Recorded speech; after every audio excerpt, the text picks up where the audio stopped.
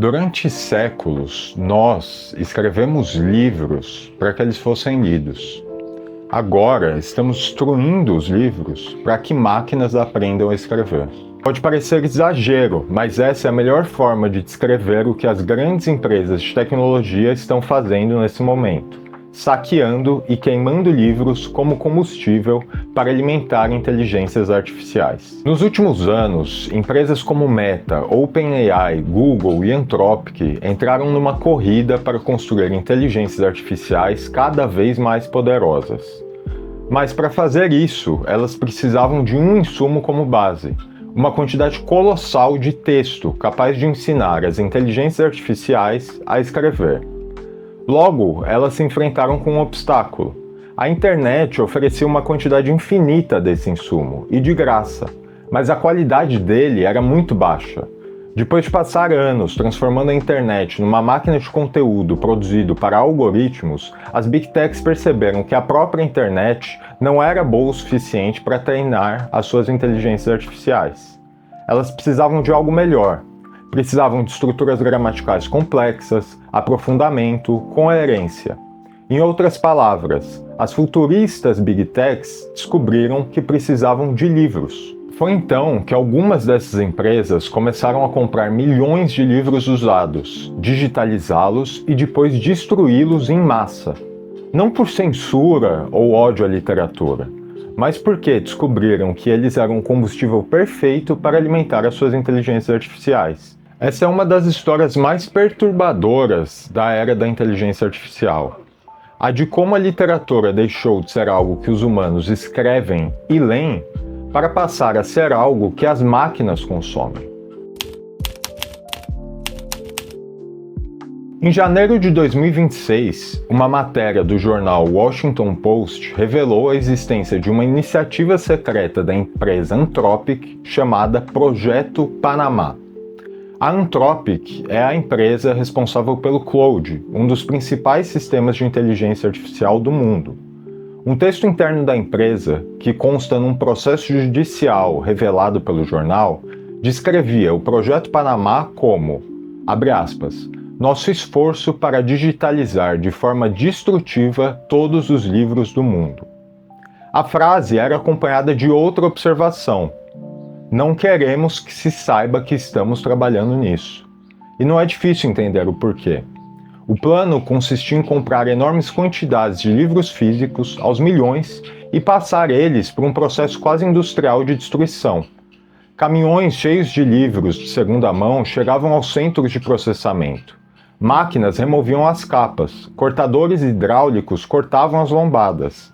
As páginas soltas passavam por scanners de altíssima velocidade. O arquivo digital ia para a inteligência artificial, o papel físico para a reciclagem. Em pouco tempo, milhões de obras passaram por esse processo, sem o consentimento nem o pagamento aos autores e editoras.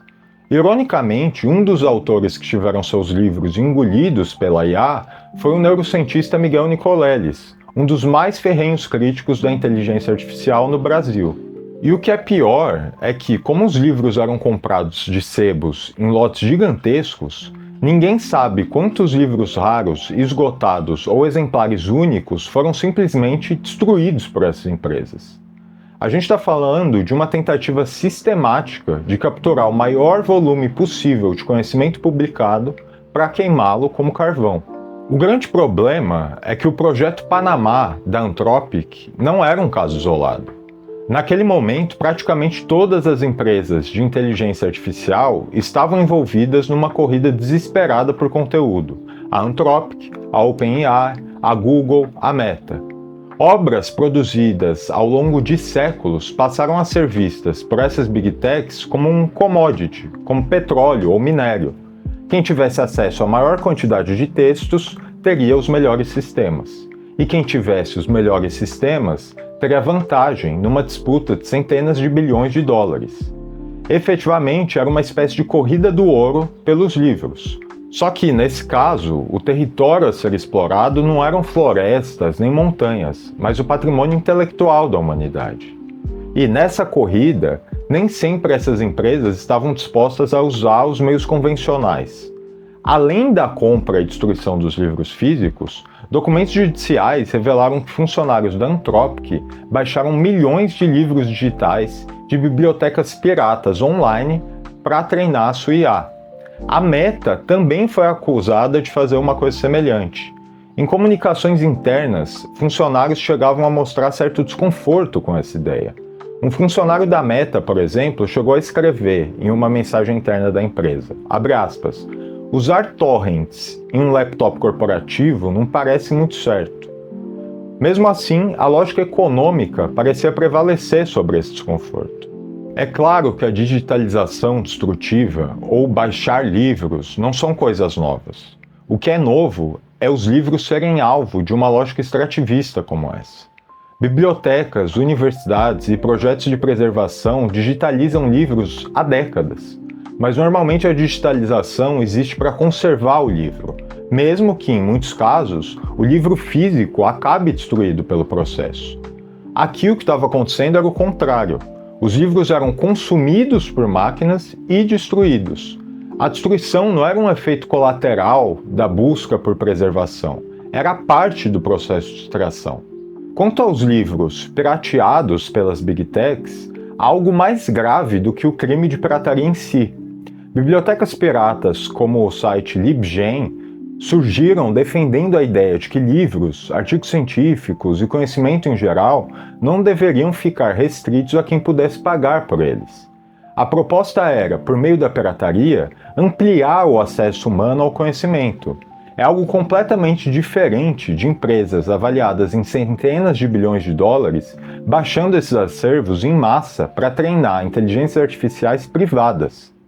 Em ambos os casos, os livros estavam sendo pirateados, é verdade. Só que no segundo caso, não era para serem compartilhados ou para ampliar o acesso público, e sim para que eles virassem matéria-prima de produtos comerciais fechados. Ou seja, até mesmo as bibliotecas piratas haviam se transformado em minas de dados gratuitos para o enriquecimento dessas empresas. Toda essa história só foi revelada porque chegou aos tribunais dos Estados Unidos. Escritores, artistas, fotógrafos e outros criadores começaram a processar as empresas de inteligência artificial. A posição deles era simples.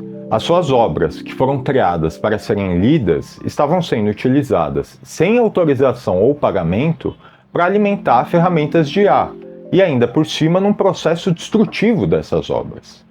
Mas as empresas responderam evocando a chamada doutrina da primeira venda. Se eu comprei o livro físico, ele é meu e eu faço dele o que quiser, inclusive destruí-lo. Os juízes do Vale do Silício aceitaram o argumento e consideraram a destruição em massa dos exemplares físicos um uso legítimo dos livros. Para a justiça norte-americana, destruir o papel e guardar a cópia digital seria apenas uma conversão de formato para economizar espaço. E quanto aos milhões de livros pirateados da internet? Nesse caso, a Anthropic foi condenada. Em agosto de 2025, a empresa aceitou pagar 1,5 bilhão de dólares de multas para encerrar o processo. Para uma empresa de quase 1 trilhão, isso é troco de pinga. O próprio CEO da Anthropic, o Dario Amodei, confessou que fez isso para evitar o que ele chamou de tédio jurídico e empresarial, ou seja, sentar e negociar direitos autorais com os escritores e as editoras. Era mais fácil cometer o crime, pagar a multa e ficar com o produto resultante do saque. Essa ideia do livro destruído sempre escandalizou, seja na ficção ou na realidade, e por muitas razões. A primeira é que quando a gente pensa em livros sendo destruídos, a gente pensa em fogueiras. Pensa na Alemanha nazista, nas ditaduras, em governos ou movimentos fascistas tentando apagar ideias consideradas por eles perigosas. Foi essa imagem que o escritor Ray Bradbury transformou em uma das distopias mais conhecidas do século XX. No livro Fahrenheit 451, os livros são queimados porque representam uma ameaça, porque carregam pensamento, memória, contradição, complexidade. Na vida real, os livros hoje estão sendo destruídos não porque são considerados inúteis ou perigosos, mas porque são considerados valiosos.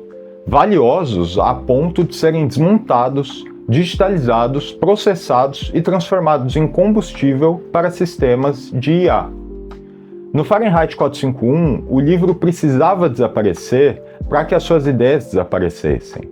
Aqui o livro desaparece precisamente para que as ideias permaneçam, só que numa nova forma, não nas mentes ou nos corações dos humanos, mas nos códigos das inteligências artificiais. A segunda razão do incômodo é que os livros, no geral, são entendidos como uma espécie de legado da humanidade. Embora o livro seja um objeto relativamente frágil, ele é sempre feito para durar, para atravessar gerações. É uma coisa muito simples, mas feita para que os vivos possam falar com os mortos, para que a vida, as ideias, as emoções vividas ou produzidas no passado possam ser acessíveis a nós hoje. Destruir um livro é destruir uma dessas pontes quase mágicas entre o passado e o presente. É isso que essas empresas, na sua fome de futuro, estavam fazendo. A terceira razão é que os livros são entendidos, mesmo pelo homem mais ignorante, como uma espécie de riqueza, de tesouro. Mesmo alguém que leia muito, que possa dedicar a sua vida inteira a ler, não vai conseguir alcançar uma parte ínfima dos conhecimentos e belezas que estão escondidos no que a humanidade colocou nos livros. A única forma de realmente alcançar isso é lendo o livro.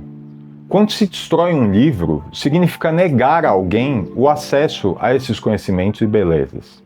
Mesmo quando se trata de um livro que tenha outras edições, jogar um livro no lixo ou destruí-lo evoca a noção de desperdício, do descarte fútil de uma coisa que poderia ser valiosa para outra pessoa. Essa noção é especialmente forte em países, como o Brasil, em que o acesso à educação e à cultura historicamente foi tão restrito, e em que os livros foram, por muito tempo, proibidos. Assim, o que torna essa história das inteligências artificiais tão absurda não é só que os livros sejam destruídos, é a irracionalidade do processo, já que os livros são destruídos aleatoriamente, e a futilidade do fim, o fato de serem destruídos em nome do lucro. Quando um livro era queimado por censura, de certa forma isso era uma consagração. As suas ideias eram tão poderosas que haveriam de ser fisicamente extintas. Quando ele é queimado para alimentar IAs, é um rebaixamento. O que importa não são as ideias, é simplesmente a combinação de milhares de palavras capazes de ensinar a IA a escrever. Seria possível olhar para tudo isso e concluir também que não existe problema nenhum. Afinal, as empresas compraram esses livros. Os textos continuam existindo. De certa forma, nada foi realmente perdido. Existe algo de verdadeiro nesse ponto de vista. Só que ele ignora uma diferença fundamental. Um livro não é apenas informação. Se fosse, bastaria ler um resumo de Don Quixote, Guerra e Paz ou Grande Sertão Veredas para ter a mesma experiência de quem de fato leu as obras. Mas ninguém acredita nisso, porque um livro não é apenas aquilo que ele diz, é a forma como ele diz. É o caminho percorrido até uma ideia, pelo autor. É o estilo, a voz. E, acima de tudo, o livro é a experiência de atravessar a obra. O livro não tem importância por si só. Ele adquire importância quando é lido, quando o leitor dialoga com o autor. Durante séculos, os livros foram produzidos para isso. Um autor escrevia porque queria que outro ser humano encontrasse seu texto, que o lesse, que fosse transformado por ele.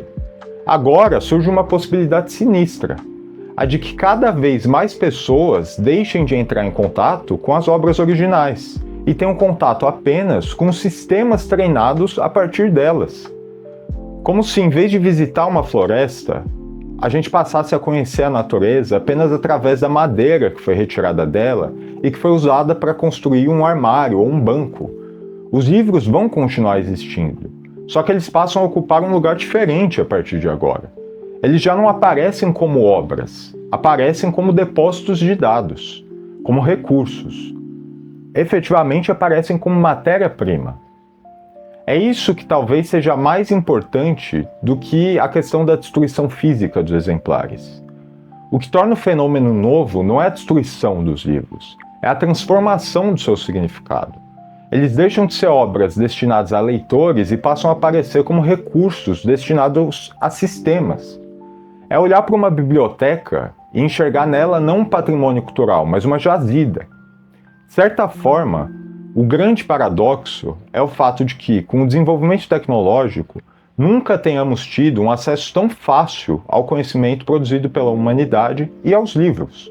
E, ao mesmo tempo, pelo mesmo desenvolvimento tecnológico, nunca pareceu tão fácil esquecer para que os livros existem.